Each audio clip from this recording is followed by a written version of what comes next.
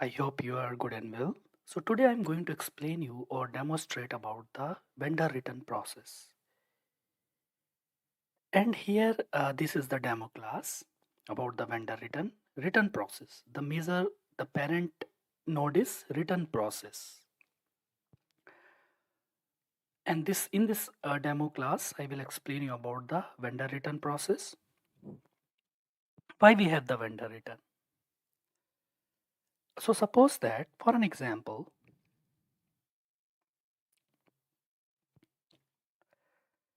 we call this is the vendor return process. So suppose this is your warehouse, and in this example I will say you this is the suppose your vendor. Okay, from you purchase the goods or supplier. Okay, this is the good receipts zone, which is the we call interim location, or we call staging area, or we call reception. Standard number is the 9010. So for an example, this is the final storage bin. Just for an example, suppose assume today the 1st of January. Okay, 1st of the Jan, you received some goods, and you can assume this is the high rack storage type. High rack storage types. Okay. So on the 1st of the Jan, you received some goods from the your supplier, and you did the final put away in the final storage bin. That handling units you put into the final storage bin. Okay, today is the 1st January for an example. After 6 months, but before I will explain you, suppose you have the contract with the vendor. Suppose within the 6 months or 1 year, I will take just for an example 1 year. So you have the contract, the warehouse business has the contract with the vendor.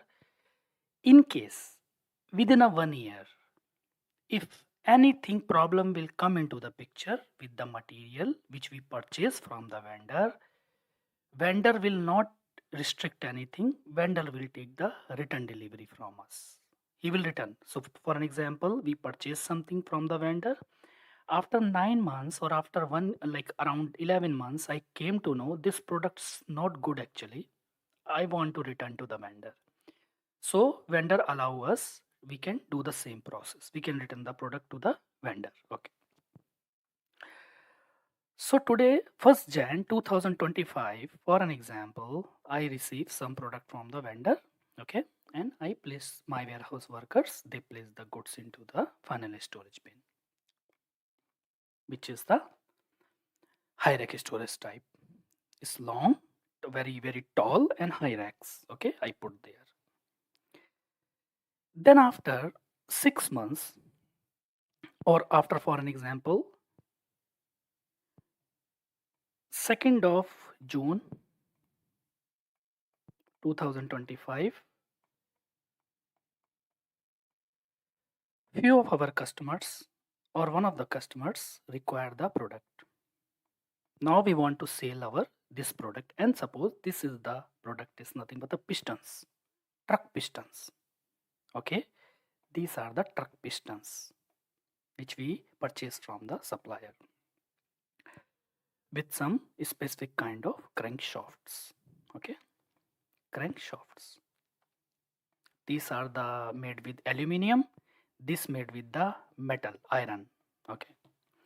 So 1st of January 2025, I took purchase the product from my supplier. I place into the final storage bin.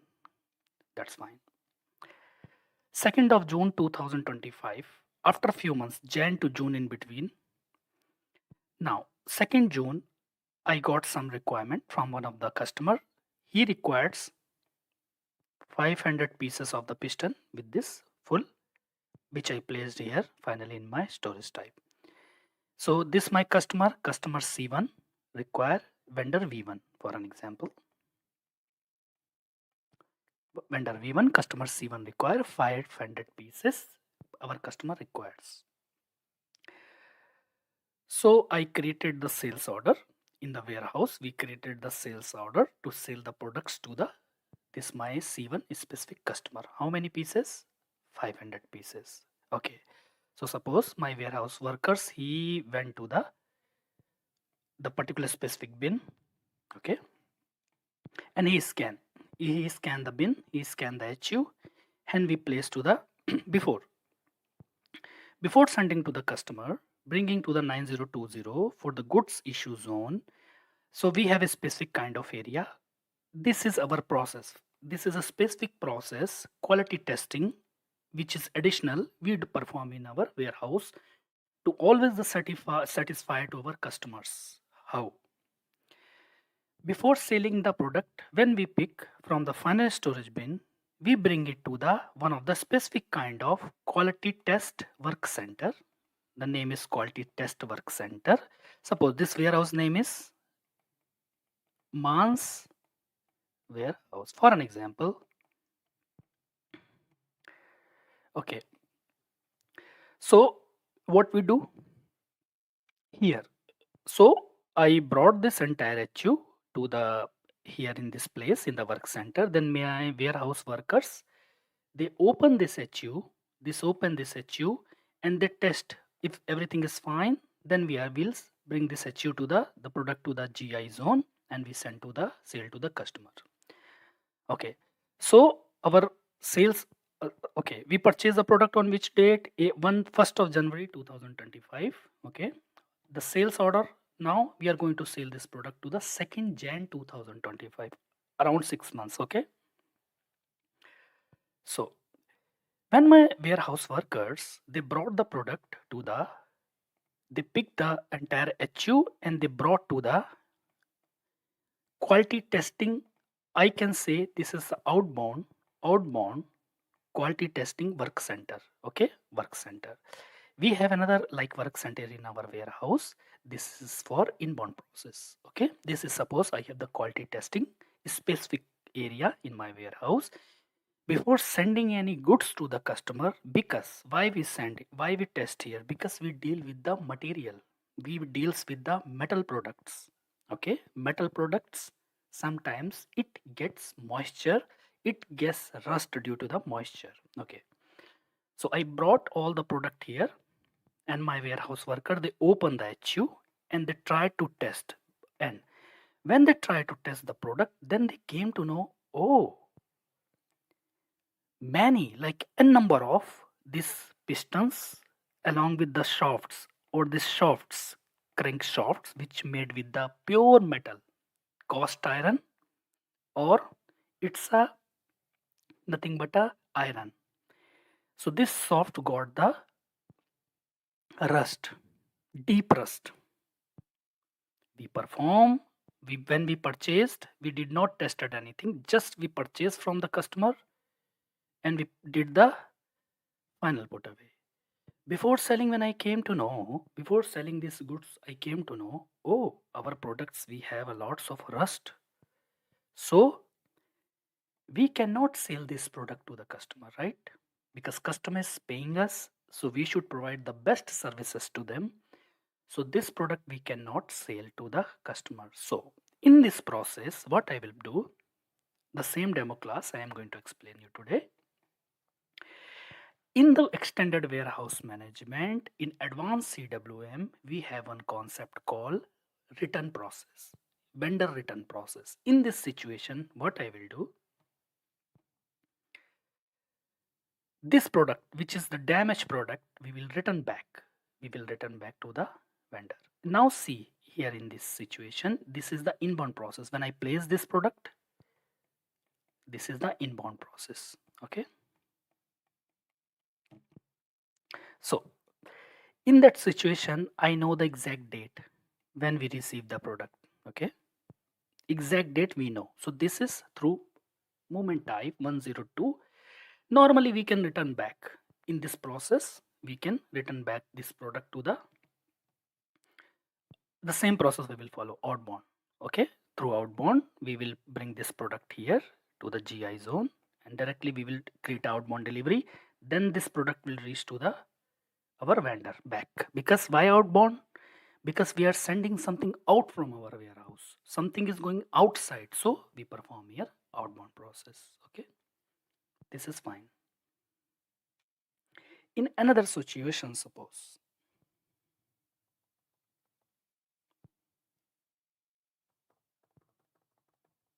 so here in the first business case, we know the date exactly when we place the goods.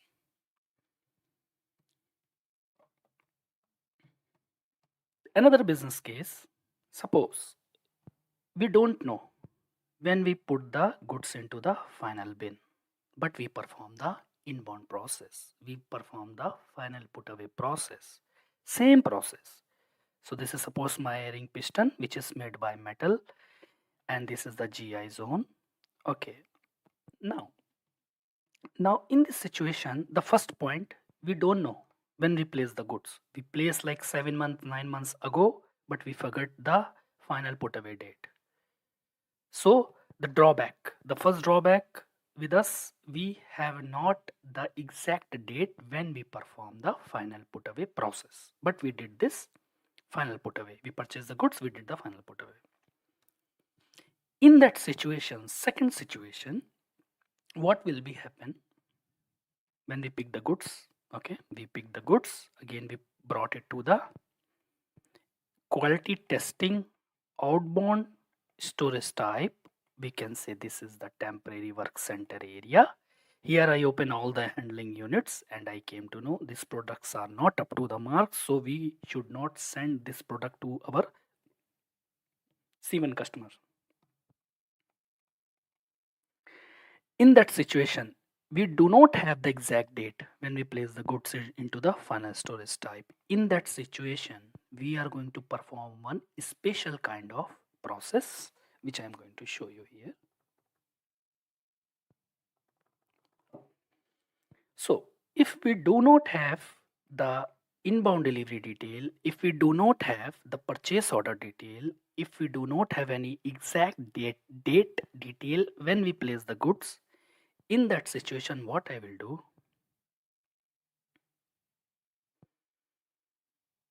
I have in my warehouse one special kind of, for an example, specific kind of storage type. In that storage type, I have few storage bins, and in this storage type, I give the name customer or vendor reject storage type, which is for the returning process. So these are the returning storage type. In this second business scenario, what we will do, we will pick product, we open all the HU in the outbound work center area. Okay, it's not up to the mark, then directly I will not do this like send the goods to the our C1 customer, sorry, return to the vendor. So what I will do, I will place this product into the return storage types inside the storage bin.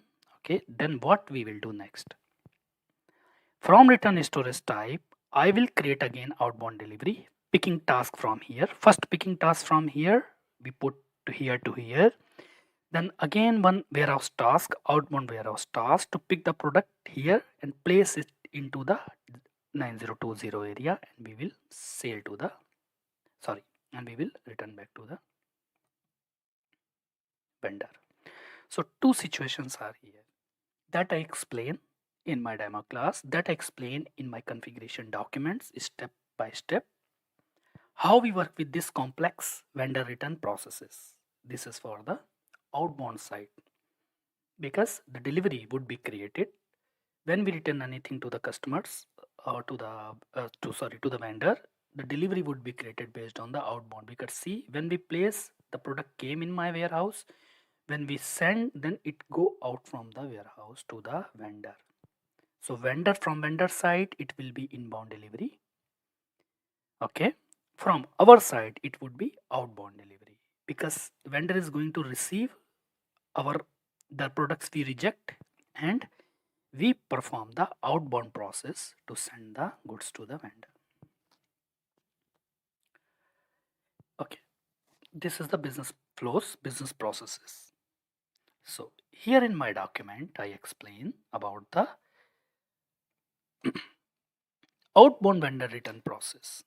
That's why I mention here outbound. Sorry, I forget to put the name.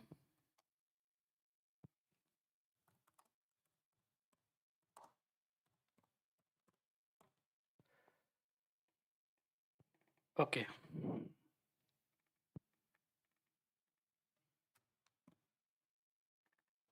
Okay. Outbound vendor return process. Return the products to the vendor after receiving or at the time of unloading to the vendor. We can return after placing the final put away, or we can return like from the GR zone. We can return, depends where we have the products. Vendor return in the business scenario, suppose sometimes we receive the product from the vendor and due to some of the poor quality, or suppose I received the goods but we did not tested actually, quality tested. I just took and placed. But when I came to know at the time of the sale the product to the customer, or sorry vendor, then I came to know, oh, the product is not up to the mark, because vendor said us within 1 hour if anything will be happen. Anything means if anything will be happen, plus minus with your products, I will take the return back. The same process. Vendor return is the business scenario. Suppose sometimes we receive the products from the vendor or supplier and due to some poor quality, in my case we have the rust, okay, and due to some of the damage quality, rust damage, okay, we send back the products to the vendor or supplier, and now we will see how we will send back the products to the vendor in the two types. Note, I will put the watermark later. Okay. Note, we receive the products from the vendor and due to some poor quality or not up to the mark, we need to return the products to the vendor. Okay. We are sending out the products. This is my book, guys. Okay. This is my book. And out the products from the warehouse means product is going out from our warehouse. That's why I put here outbound vendor return process. Okay, from our warehouse, and therefore we have the outbound delivery and send out from the warehouse. Always we have the outbound delivery whenever we remove something from the warehouse. Without outbound, something will not go out, nothing will go out from your warehouse. Therefore we have the outbound delivery in the vendor return material process. For inbound receiving quantity, we can only do the return delivery. Okay, so guys, this is the book with the configuration steps. Here we perform. I will show you. And remember, if the final put away has been completed, then we cannot return the product through the outbound delivery to the vendor. And before put away only, if possible, even the product in the stage of the, so this is the different business scenarios. If you already place, how can you do? If you did not place in the final put away, then also you can return back. If your product is located at the 9010 location, then also you can return back straight. If your products are located in 9010, if your products is for suppose here, you received the loose product, you came to know, no, this is not correct, send back. Send to the 9020, then return from here. The movement types would be different at runtime, but this is the process. So this is the demo class, guys, vendor return process in the EWM. Thank you, guys.